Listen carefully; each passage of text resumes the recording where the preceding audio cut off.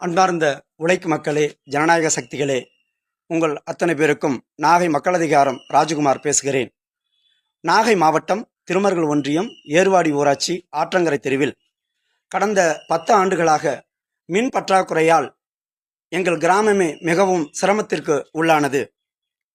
குடும்ப தலைவிகள் தங்களுடைய பணிகளை செய்வதாக இருக்கட்டும், வயது முதிர்ந்தவர்களாக இருக்கட்டும், மாணவிகளாக இருக்கட்டும், மின்சாதன பொருட்களாக இருக்கட்டும், அத்தனையும் பாதிப்புக்கு உள்ளாகி இருந்தது.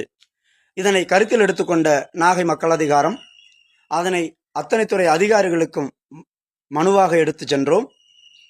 தமிழக முதல்வருக்கும், நாகை மாவட்ட ஆட்சியருக்கும், சட்டமன்ற உறுப்பினருக்கும், நாகப்பட்டினம் மின்சார வாரியத்திற்கும் நாம் கிராம சபை கூட்டங்களிலும் தொடர்ச்சியாக மனு செய்து அதனை அத்தனை துறை அதிகாரிகளுக்கும் எடுத்து சென்று அதனை அதிகாரிகள் கனிவோடு பரிசீலித்து ஆய்வு செய்து உடனே ஏர்வாடி கிராமத்திற்கு முழுமையான மின்சாரம் கிடைப்பதற்கு 2 நாட்கள் துரிதமாக தங்களுடைய பணியை செய்து எங்களுக்கு சிறப்பாக மின்சார ஏற்பாடு செய்து கொடுத்த தமிழக முதல்வருக்கும்,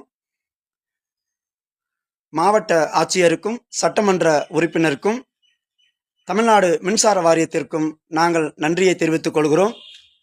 இதற்கு ஏற்பட்ட பொருளாதார செலவினங்களை திருமருகல் வட்டார வளர்ச்சி அலுவலர் ஐயா ஜவஹர் அவர்களும்,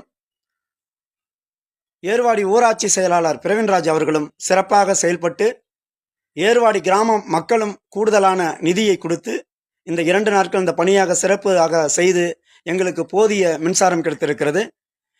இவர்கள் அத்துணை பேருக்கும் நாகை மக்கள் அதிகாரம் சார்பாகவும் ஏர்வாடி கிராம மக்கள் சார்பாகவும் வாழ்த்துக்களையும் நன்றியையும் தெரிவித்துக் கொள்கிறோம். அது மட்டுமல்லாமல் வருகிற ஏப்ரல் 15 அன்று மக்கள் அதிகாரத்தினுடைய 2வது மாநில மாநாடு நடைபெறுகிறது.